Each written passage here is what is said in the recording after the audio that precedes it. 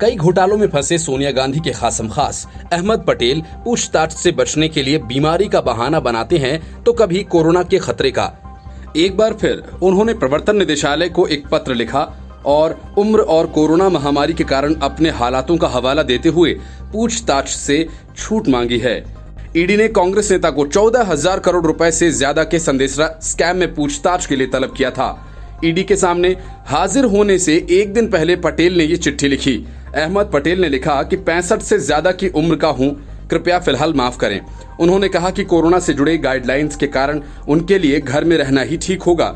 ED के सवालों से बचने के लिए अहमद पटेल ने खुद को वरिष्ठ नागरिक की श्रेणी में रखते हुए कहा कि इस समय घर से बाहर निकलने में अधिक उम्र वालों को ज्यादा जोखिम है, इसलिए उन्होंने पत्र के जरिए ईडी से कल होने वाली पूछताछ के समन को फिलहाल टालने का आग्रह किया। हालांकि प्रवर्तन निदेशालय ने अपने जवाब में नई तारीखों का उल्लेख करते हुए अहमद पटेल से घर पर ही पूछताछ की बात कही है। ईडी ने पटेल से कहा कि पूछताछ के लिए वे इस सप्ताह या फिर अगले सप्ताह उनके आवास पर ही आ जाएंगे। इस बीच प्रवर्तन निदेशालय ने पुष्टि की है कि अहमद पटेल के बेटे फैसल पटेल और दामाद इरफान सिद्दीकी ने कबूल किया है कि वे स्टारलिंग बायोलॉज लिमिटेड के निदेशक नितिन संदेशरा के छोटे भाई चेतन संदेशरा को जानते थे।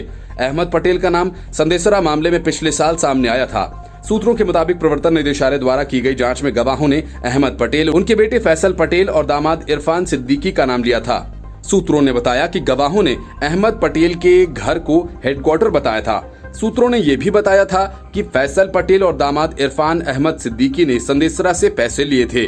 पिछले साल अगस्त में प्रवर्तन निदेशालय ने स्टारलिंग बायोटेक मनी लॉन्ड्रिंग मामले में अहमद पटेल के बेटे फैसल पटेल को तलब किया था।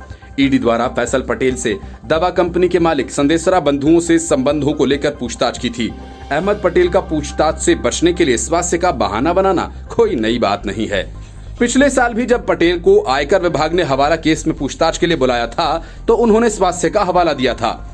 कांग्रेस के कार्यालय में हवाला द्वारा 400 करोड़ रुपए नकद पहुंचाने का आरोप है, लेकिन उस वक्त भी अहमद पटेल अपनी खराब सेहत का बहाना बनाकर पूछताछ के लिए उपस्थित नहीं हुए थे। तब उन्होंने सांस लेने में तकलीफ की शिकायत की थी और खुद को फरीदाबाद हरियाणा के मेट्रो अस्पताल में भर्ती करवा लिया था। रिपोर्ट्स के अनुसार पटेल को अखिल भारतीय कांग्रेस समिति के कोषाध्यक्ष के रूप में पूछताछ के लिए बुलाया गया था। अहमद पटेल का विवादों से पुराना नाता रहा है और उनसे अन्य कई मामलों में पूछताछ भी की जा रही है।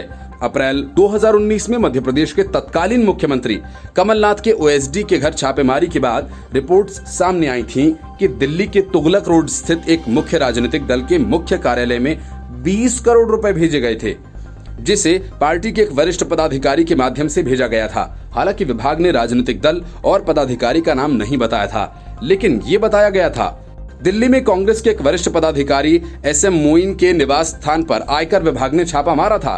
दरअसल जब आयकर विभाग के अधिकारी मोइन के आवास पर छापेमारी कर रहे थे, उस समय भी अहमद पटेल दिल्ली में मोइन के आवास पर पहुंचे थे। अहमद पटेल का नाम यूपीए कार्यकाल के दौरान अगुस्ता वेस्टलैंड घोटाले की जांच के दौरान भी सामने आया था। इस दौरान बिचौलिया मिशेल से बरामद एक डायरी में कुछ रिश्वत प्राप्तकर्ताओं के नामों में इशारा किया गया था, जो कि सौदा पूरा करने के लिए दी गई थी। डायरी में कुछ कोड वर्ड्स जिसमें एपी, एफएम, पीओएल, बीयूआर, डीजीसीक्यू, एएफ लिखे हुए थे। कथित तौर पर उन लोगों के नाम डायरी में लिखे हुए थे जिनको रिश्वत दी गई थी। ऑगस्टा के बिचौलिए क्रिश्चियन मिशेल को भारत में प्रत्यर्पित किए जाने के बाद हिरासत के दौरान उसने ईडी को कथित तौर पर बताया था कि एपी का मतलब अहमद पटेल ही होता है। Bureau report, news of India.